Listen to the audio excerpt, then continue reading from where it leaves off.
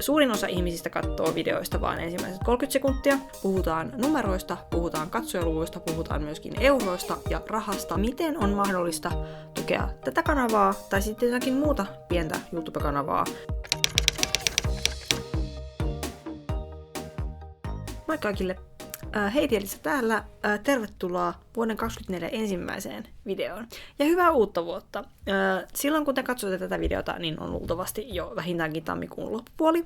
Mutta nyt kun minä tänään tätä nauhoitan, niin on 2. päivä tammikuuta, eli aivan vuoden ensihetkiä elämme. Tällä videolla mä haluan tehdä pienen, ei nyt voi sanoa ehkä syvän sukelluksen, mutta ainakin pienen pulahduksen tuonne YouTube-kanavan tilastojen maailmaan. Katsotaan siis mun kanavan omia tämänhetkisiä tilastoja. Puhutaan numeroista, puhutaan katsojaluvuista, puhutaan myöskin euroista ja rahasta ja YouTube-kanavan rahallistamisesta hieman. Tällaista niin kuin vähän metatason asiaa tästä minun pienestä YouTube-kanavastani.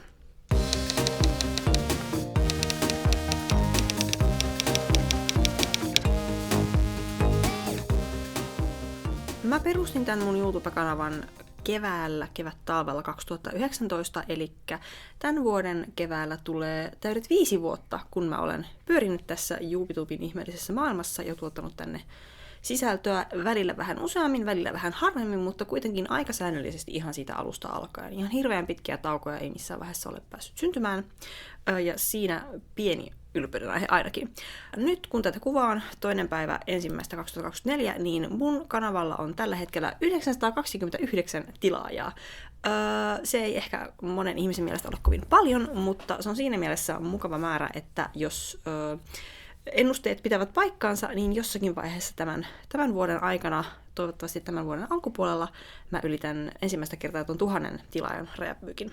Ja se, että minkä takia 1000 tilaajaa nimenomaan on jotenkin ehkä merkittävä rajapyykki, toisin kuin vaikkapa joku 500 tilaajaa tai 50 tilaajaa, on siis se, että ainakin YouTuben tämänhetkisten rahallistamiskäytäntöjen ja sääntöjen mukaan 1000 tilaajaa on yksi niistä sellaisista virstanpylväistä, mikä pitää saavuttaa, jotta kanavalla olisi mahdollisuuksia ikään kuin ansaita rahaa esimerkiksi mainostulojen kautta. Me mennään tähän rahallistamispuoleen hieman myöhemmin, mutta tuo 1000 tilaajan raja on myöskin mulle henkilökohtaisesti semmoinen odottamisen arvoinen rajapyykki, täysi tonni. Ja tosiaan jonkun mielestä se, että mä olen kohta 5 vuotta pyörittänyt tätä kanavaa ja vasta nyt rupeaa 1000 tilaajaa lähestymään, niin voi olla jonkinlainen floppi. Ymmärrän tämän näkökannan, koska aika monesti ne tuhkimatarinat, mitä YouTubesta ja somemaailmasta yleensäkin kuulee, on se, että ihminen tekee jonkun viraalin videon tai postauksen ja saa sitten suurin piirtein yhdessä yössä tai ainakin muutamassa kuukaudessa jo valtavan määrän tilaajia, seuraajia ja pystyy sitten sitä muuta ikään kuin ansaitsemaan elantonsa sillä somettamisella. Mä teen YouTubea harrastuksena, se on alusta asti ollut mulle harrastus, ja vaikka mä myöhemmin mahdollisesti saisinkin siitä jonkinlaisia tuloja, niin se todennäköisesti pysyy harrastuksena vielä niin kuin, kunnes jotain tapahtuu, lehmät lentävät ja ties mitä kaikkea. Joten siinä mielessä niin kun mä en ota mitenkäänlaisia paineita tästä tilaajamäärän tai muiden numeroiden kasvusta. Mutta koska numerot on kiinnostavia, niin puhutaan niistä vähän tarkemmin. Tällä hetkellä mun YouTube-studio, joka on siis tämä tavallaan sisällön tuottajille näkyvä oma puoli, niin kuin tämän kanavan niin kuin taustoista ja tilastoista, niin mun YouTube-studio kertoo mulle, että viimeisen 28 päivänä mun kanava on saanut hieman vajaa 14 000 katselukertaa, ja katseluaika tuntien määrässä on vähän vajaa 250 tuntia viimeisen 28 päivän aikana. Että sellaisella tasolla liikutaan tällä hetkellä. Samoin myöskin viimeisen 28 päivän aikana tilaajia on tullut 54 kappaletta lisää. Hei kaikille uusille. Tervetuloa. Toivottavasti jaksatte pysyä matkassa. Ja kiitos kaikille vanhoille, että olette tähänkin asti pysyneet täällä. Mutta sitten jos mennään ihan vielä vähän tarkemmaksi, täällä on myös tämmöinen näkymä, missä näkyy viimeiset 48 tuntia, miten silloin on katselukertoja kertynyt, niin mä näen täällä semmosia palkkeja, joissa on tunnissa kertynyt semmoinen suurin piirtein 20 ja 45 välillä noita katselukertoja. Ja tämä mun tilaajamäärä tosiaan on kasvanut hitaasti. Välillä on ollut vähän nopeamman kasvun vaiheita. Harvemmin on tullut mitään niin kuin suurempaa tilaajamäärän vähenemistä tai mitään niin kuin joukkopakoa, mikä on tietysti positiivinen merkki. Yksittäisiä tilaajia on silloin tällöin tippunut pois, mutta yleisesti ottaen suunta on ollut ylöspäin koko ajan. Tuossa about kuukausi tai vajaa 2 kuukautta sitten jostakin käsittämättömästä algoritmijumalien siunauksesta mun kanavan katseluaika suurin piirtein niin kuin sanoisin 2 tai 3-kertaistui. Toki puhutaan hyvin pienistä luvuista, mutta jos mä olin aiemmin saanut siinä semmoisen ehkä vajaa 10, vähän päälle 10 katselukertaa per tunti, niin tällä hetkellä ne luvut pyörii tosiaan semmoisessa jopa 45 katselukerrassa per tunti, joten se oli aika iso hyppäys ja se näkyy heti tietysti tuossa mun niin kuin kertyvässä katseluajassa. Ja katseluaika on myös tilaajamäärän ohella yksi erittäin merkittävä asia tai kriteeri, millä YouTube ruotii sitten sitä, että mitkä kanavat voivat saada tuloja, esimerkiksi mainosten näyttämisestä videoilla, koska tällä hetkellähän säännöt on ne, että jos haluaa esimerkiksi näitä niin sanottuja AdSense-tuloja, eli rahaa siitä, että YouTube näyttää mainoksia sun videoiden yhteydessä, niin sulla pitää olla paitsi se 1000 tilaajaa, niin sulla pitää myöskin olla viimeisen 365 vuorokauden aikana 4000 tuntia katseluaikaa. Ja se on jo huomattavasti korkeampi ja vaikeammin saavutettava rajapyykki tai virstanpylväs. Tasaisen hyviä videoita pitäisi tehdä niin kuin säännöllisesti. Ja tämäpä se on se asia, mihin itse kukin meistä tubettajista varmasti yrittää kaiken maailman temppuja keksiä. Ylivoimaisesti katsotuivat videot mun kanavan historiassa on ehkä hieman joitakin kummastuttavasti tai huvittavasti, mutta sitten taas toisaalta aivan päivän selvästi kaksi videota, joiden teemana on ihokarvat ja mun henkkoht-ihokarvoitus. Ensimmäisen otsikko, jonka julkaisin, koska mä oon julkaissut tämän, heinäkuussa 2020, ihokarvoja ei tarvitse hävetä, ja toisen otsikko, jonka julkaisin sitten itse asiassa itsenäisyyspäivänä 2021, sen otsikko on Miten ajelen partani ja muita kysymyksiä ja vastauksia ihokarvoista. Nämä on saanut siis 10 000 katselukertoja, yli 70 000 katselukertaa ensimmainitulle ja yli 45 000 katselukertaa jälkimmäiselle videolle. Seuraavana tulee sitten pitkän takamatkan päässä yli 3 000 katselukerralla eräs käsityövideo, jonka olen myöskin useampi vuosi sitten julkaissut. Että nämä 2 katsotunta videota on selkeästi poikkeuksia, mutta ne on tuonut mun kanavalle selkeästi eniten trafiikkia sekä katselukertojen että katselutuntien että sitten myöskin tilaajien määrässä. Ja multa myöskin kysytään jatkuvasti lisää ihokarva-aiheista sisältöä, ja sitä on tulossa ällöspeljätkö, niin se kertoo myöskin siitä, että mikä ihmisiä tavallaan kiinnostaa. Ja tosiaan ne seuraavaksi katsotummat videot pyörii siinä 3000 ja 2000 ja sitten vähän päälle 1000 katselukerran määrissä. Ja niitä videoita on semmoinen vajaa 10 ja sitten menee sitä alaspäin, niin kun tiputaan muutamiin satoihin. Ja itse asiassa vähiten katsottu mun tähän astisissa videoista on saanut 32 katselukertaa tähän mennessä. Ja tää on semmoinen video, minkä mä julkaisin 2019 kesällä, eli hyvin alkuvaiheessa mun kanavaa. Ja tyypillisesti nykyään mun videot saa ensimmäisen kuukauden jälkeen julkaisusta semmoiset 100-250 katselukertaa, ja ne sitten siitä pikkuhiljaa kertyy. Mitään keskiarvoja tai mediaaneja en ole laskenut, koska en ole niin innostunut matematiikasta tällä hetkellä ainakaan, mutta tuosta saa vähän osviittaa siitä, että millaisissa luvuissa mun videoiden katselukerrat suurin piirtein liikkuu. Yksi ominaisuus ja asia, mistä mä oon pitänyt kiinni ihan mun kanavan alusta alkaen, mikä osaltaan vaikuttaa varmasti sekä niin kuin hyvällä että huonolla tavalla mun kanavan niin sanottuun menestymiseen tai sen puutteeseen on siis se, että tekstitykset on ollut alusta asti mukana. Mähän puhun siis useimmilla videoilla ihan suomea, ja koska suurin osa mun yleisöstä on jostakin muualta kuin Suomesta ja ei todennäköisesti myöskään puhu suomea, niin tekstitykset englanniksi ovat aika tärkeitä. Lisäksi kaikki videot, joilla mä puhun suomea, on tekstitetty myös suomeksi huonokuuloisia ajatellen, sekä sitten joillakin videoilla saattaa olla japaninkielisiä tekstityksiä, jos mä olen niissä puhunut japania, tai sisältö on sen verran yksinkertaista, että mä pystyn kääntämään ne japaniksi, mutta tämmöisiä videoita on aika harvoin.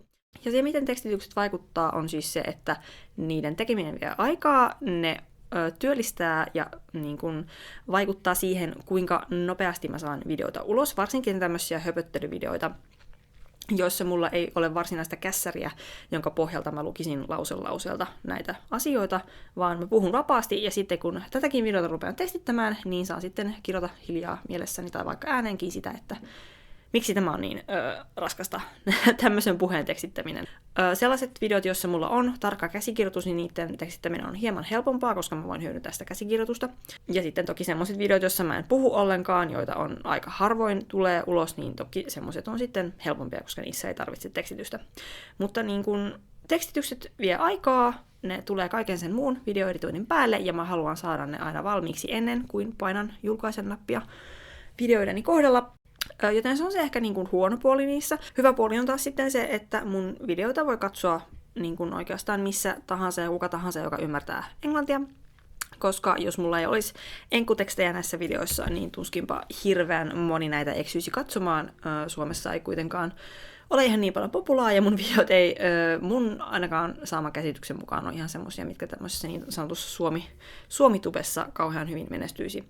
Joten tekstitykset työläitä, mutta voivat auttaa, ja tämä myöskin vinkiksi kaikille muillekin kanaville. Ja tämä on myös siis esteettömyysasia, koska YouTube-videoita katsoo myös ihmiset, jotka eivät kuule kauhean hyvin, tai eivät välttämättä kuule ollenkaan, tai ihmiset, jotka ehkä kuulevat, mutta eivät halua kuunnella äänen kanssa videoita, koska ovat semmoisessa paikassa, että se olisi vähän kiusallista, niin siinäkin tekstitykset ovat aivan erinomainen apu, ja siksi niitä kannattaa omallekin kohdalleen harkita, jos semmoisia ei vielä ole tehnyt omille videoilleen. Niille, joita kiinnostaa, että mitä erilaisia varusteita ja ohjelmistoja mulla on näiden videoiden tekemiseen, niin tässä teille pieni tietoisku. Mä aloitin siis silloin vuonna 2019 yhdellä mun vanhalla digikameralla näiden videoiden kuvaamisen, ja mä sitten päädyin hommaamaan syksyllä 2021 tämän nykyisen järjestelmäkameran, jonka kautta tekin tätä ruutua. Seuraatte. Tämä on Canonin EOS 600D malliltaan. Mulla on tähän useampi objektiivi, pari jalustaa, muita yleisiä kameratarvikkeita. Täällä olen nyt sitten ainakin toistaiseksi näitä videoita kuvannut. Toki tämä on siinä mielessä ehkä vähän vanha kamera, että tässä kuvanlaatu pysähtyy tuohon 1080 pikseliin, jos oikein muistan. Eli tällä ei mitään 4K-hypertarkkaa kuvaa voi kuvata, ja se saattaa toki joitakin hyvin tarkkaan kuvanlaatuun tottuneita ihmisiä ärsyttää, mutta tonni 80 on semmoinen mulle vielä ihan menettelevä kuvanlaatu. En tiedä, missä vaiheessa ryhdyn harkitsemaan seuraavan tai paremman kameran ostamista ja tämän jättämistä taustalle, mutta ainakin tällä hetkellä mennään näillä. Lisäksi mulla on seisova mikrofoni tässä edessäni. Tämänkin olen hankkinut käytettynä, niin kuin yritän kaiken elektroniikan oikeastaan hankkia nykyään käytettynä, ja tällä sitten ainakin äänenlaatu toivottavasti on siedettävä. Lisäksi mä käytän toki erilaisia tietoteknisiä ohjelmistoja näiden videoiden kasaamiseen. Mulla on Lightworks Create-versio, aiemmin olen käyttänyt myös sitä Pro-versiota, mutta siihen käytän ihan omaa rahaa, niin että saan hyvän editointiohjelmiston. Lisäksi mulla on Office-paketti, joka tietysti toimii monessa muussakin asiassa, mutta mä teen kässärit Wordiin ja pidän Excelille sitten erinäisiä taulukoita, jotta pysyn mukana siinä, että miten kanavalla menee. Lisäksi mä käytän ilmaisia ohjelmia, Paintia, ihan peruspaintia mun pikkukuvien tekemiseen, ja sitten Audacityä tämän audion niin kun, nauhoittamiseen ja ehkä myöskin vähän leikkaamiseen, mutta enimmäkseen mä teen leikkaamisen siellä Lightworksin puolella. Tämmöisiä varusteita kuuluu tämän tubettajan työkalupakkiin. Sitten voidaan ehkä siirtyä siihen tämän videon ehkä mehukkaimpaan osioon, eli puhutaan rahasta ja YouTube-kanavan rahallistamisesta. Jos ette ole tietoisia, niin YouTubessa on tosiaan sisällöntuottajien, eli tämmöisten ihan tavallisten mattimeikäläisten, jotka tekevät videoita omiksi huvikseen, niin meidän on tietyin ehdoin mahdollista saada tuloja näillä meidän pikkutuotoksillamme. Ja tulojen taso toki riippuu siitä, että kuinka paljon niitä videoita katsotaan. Mä mainitsin tuossa aiemmin, että tällä hetkellä YouTuben säännöissä on yhdet rajapyykit se, että pitää olla 1000 tilaajaa, ja viimeisen vuoden aikana pitää olla 4000 katselutuntia.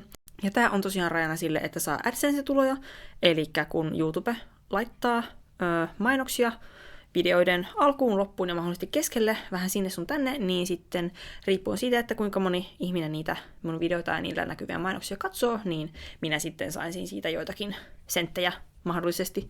Sekin riippuu aika monesta asiasta, puhutaan niin kuin CPM:stä ja kaikista tämmöisistä muista termeistä, mistä muut asiantuntevammat tubettajat on tehneet omia videoitaan. Sen lisäksi, että sisällöntuottajan on mahdollista tehdä rahaa YouTubessa AdSense-tuloilla, niin toki on mahdollista niin kuin mahdollistaa katsojille tämmöisiä kanavan jäsentilauksia, esimerkiksi johonkin tiettyyn kuukausihintaan. Ja sitten yksi myöskin asia, mitä ei voi sivuttaa, kun puhutaan rahallisesta misestä, on kaupalliset yhteistyöt, eli niin sanotut sponsoroidut sisällöt. Ja tämmöisiin on varmasti kaikki, jotka on YouTubessa yhtään videoita katselleet, niin törmänneet. Joitakin se ärsyttää, jotkut ei hirveästi välitä siitä, joillekin se on täysin ok, että heidän tykkäämänsä sisällöntuottajat hankkivat sponsoreita ja tienaavat sillä rahaa. Mutta siis sponsoreiden hankkiminenhan on periaatteessa, jos tällä nyt kylmästi ja mekaanisesti sen esittää, niin se on siis sitä, että sisällöntuottajat, eli me tubettajat täällä toimimme siis erilaisten tuotteiden ja palveluiden mainostajina ja mainoskasvoina. Ja siitä voi jokainen olla mitä mieltä nyt ikinä haluaa. Mutta mulla on kuitenkin ajatuksia tästäkin aiheesta yllättäen, vaikka mulle tämä on niinku vielä varmasti hyvin kaukaista tulevaisuutta, että mitään niinku sponsoroituja videoita tälle kanavalle tulisi. Se vaatii huomattavasti enemmän niinku, silmiä näille mun videoille, että niinku kukaan yritys haluaisi omia tuotteitaan tai palveluitaan näissä mun tekeleissä mainostaa. Mutta siltä varalta, että se joskus on todellisuutta, niin olen kyllä miettinyt sitä, että minkälaisilla periaatteilla mä voisin esimerkiksi tehdä näitä sponsoroituja videoita. Mä ajattelin, että jos mä ottaisin sponsoreita mun kanavan videoille ja tekisin kaupallista yhteistyötä joidenkin yritysten kanssa, niin ensinnäkin se, että koska muakin ärsyttää se, että jos sisällöntuottajalla on videollaan ihan älyttömästi sponsoroitua sisältöä tai se sponsoroitussegmentti vie niin kuin tosi ison osan siitä videon kestosta, eli tuntuu, että niin kuin periaatteessa puolet videosta on ainoastaan mainosta, niin itse en halua toimia sillä tavalla. Toivon, että pystyisin toteuttamaan ne niin kuin semmoisina mahdollisimman niin kuin luontevina, lyhyinä. Toki näillä yrityksillä itsellään on sitten varmasti niin kuin erilaisia sopimusteknisiä niin kuin vaatimuksia siitä, että millaisia segmenttejä he haluavat minun tuottavan, mutta sekin on sitten sen ajan murhe. Mutta kuitenkin, että se olisi niin kuin, se olisi vähän häiritsevää ja ennen kaikkea se, että ne tuotteet ja palvelut, mitä mä sitten ikään kuin mainostaisin, olisivat niin kuin, tämän kanavan identiteettiin ja minun omaan pirtaani myöskin sopivia. Yksi ilmiselvä esimerkki tästä on esimerkiksi se, että mä teen paljon käsityövideoita, koska mä harrastan käsitöitä vapaa-ajan muutenkin kuin näiden kuvaamien käsityöprojektien muodossa. Mä teen kaikenlaista muuta kameran ulkopuolella myös, joten olisi hyvinkin luontevaa, että mulla saattaisi olla vaikka jonkin käsityövideon sponsorina jokin käsityötarvikkeita tai vaikka jotakin käsityölehteä toimittava yritys. Ja silloin siitä olisi sekä minulle itselleni hyötyä ja jotenkin se tuntuisi sopivalta, se semmoisen sponsorin ottaminen, että lisäksi siitä saattaisi teille katsojille olla jotakin hyötyä, koska mä uskon, että näitä mun käsityövideoita katsoo monet sellaiset ihmiset, jotka myöskin itse harrastavat käsityötä. Ja heitä luultavasti, tai siis teitä luultavasti kiinnostaisi siinä tapauksessa kuulla, että jos mulla on vaikka joku hyvä diili teille, että saatte alennusta jostakin jonkun yrityksen tuottamasta vaikka käsityötarvikkeesta, niin sehän passaisi varsin mainiosti. Jälleen tämä on niin kuin pelkästään hypoteettista tässä vaiheessa, koska mä oon vielä kaukana siitä, että saisin sponsoreita videoille. Sitten tämä ehkä isompi puoli, tai tämä eettinen puoli, on sitten se, että niin kun, miten tämä nyt sopii niin kun tämmöinen sponsorien hankkiminen ja mainoskasvona toimiminen sopii niin kun yleisesti eettisesti niin kun minulle tai minun ajatusmaailmaani. Faktahan on se, että kapitalismin alla ei voi olla eettistä kuluttamista, mutta toisaalta mä uskon myös, että kaikki maailman yritykset ei ole pelkkiä riistäjiä ja hirveyksiä, vaan on olemassa myös semmoisia yrityksiä, jotka yrittävät parhaansa vallitsevissa olosuhteissa, joilla on läpinäkyvät tuotantoketjut ja vastuullisuuskriteerit, ja jotka toimivat mahdollisimman ekologisesti ja eettisesti kestävällä tavalla.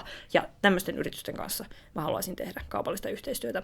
Ja mä luulen, että mä keksisin, tai ei nyt sano keksisin, mutta kehittäisin varsin tarkat kriteerit sille, että millaisia yrityksiä mä ylipäänsä edes harkitsisin sponsoreiksi, koska mä en halua olla tavallaan mainostamassa semmoista toimintaa, mihin liittyy mitään eettisesti tai moraalisesti niin kuin epämääräistä, kuten esimerkiksi just ympäristön tuhoamista tai kolmannessa maissa työskentelevien ihmisten niin kuin alipalkkaamista tai mitään muutakaan niin kuin huonoja työoloja tai muuta. Ja tässä on paljon niin kuin pohtimista kyllä, ja mä olen hyvin avoin ja joustava sen suhteen, että mun mielipiteet tämän suhteen voi hyvinkin muuttaa. Voi olla, että mä päädyn siihen, että vaikka mahdollisuus tulisi, niin en ottaisi mitään sponsoreita, koska se vaan ei niin kuin tuntuisi sopivalta. Tai sitten voi olla, että muuhun ottaisi yhteyttä monikin semmoinen yritys, joka niin kuin olisi nimenomaan tämmöinen tavallaan läpinäkyvästi, eettisesti toimiva ja niin kuin parhaansa yrittävä yritys niin sanotusti.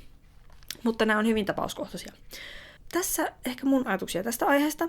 Tosiaan kaupallistaminen ylipäänsä on luultavasti vielä tuolla kauempana tulevaisuudessa, että se 1000 tilaajaa saattaa mulle tulla täyteen tässä hyvinkin pian, mutta sitten se, että missä vaiheessa mä saan ne 4000 katselutuntia vuoden sisään, niin se on sitten ihan eri asia. Missä vaiheessa sponsoroivat yritykset kiinnostuu mun tuottamasta videosisällöstä ja niin edelleen. Kaikki on vielä hyvin auki. Mutta siis, kuten tästä räntistä voitte päätellä, niin toki jos mahdollisuus on, niin musta olisi kiva saada jotakin tuloja tästä toiminnasta, koska tähän uppoaa aika paljon mun vapaa-aikaa, ja mä oikeastaan ajattelen, että tää on niinku mun kakkostyö.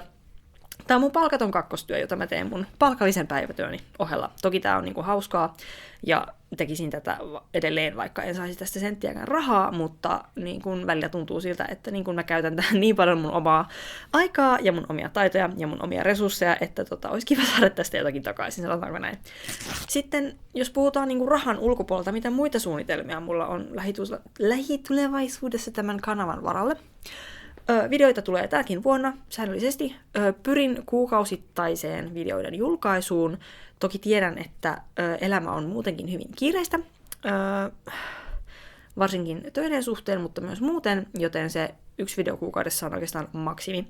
Mä tosiaan yritin, tai olin ajatellut viime vuonna joulukuussa julkaisevani 2 videota, eli tämän ja sitten myöskin tämän matkablogin, jonka julkaisin joulukuussa, jota kauhean moni teistä ei ole vielä katsonut, joten käykääpä katsomassa. Mutta tosiaan todellisuus näytti sen, että mulla ei ole aikaa 2 videon tekemiseen kuukaudessa. Se ei ole tällä hetkellä mulle realistista, joten 1 video on maksimi. Joten siihen pyrin edelleen. Toivon, että tämän vuoden videoista tulee vähintään yhtä hyviä kuin viime vuoden videoista. Mä julkaisin viime vuonna useamman semmoisen videon, johon olin erittäin tyytyväinen, jossa kokeilin vähän uusia juttuja editoinnin ja rytmittämisen ja muunkin kannalta.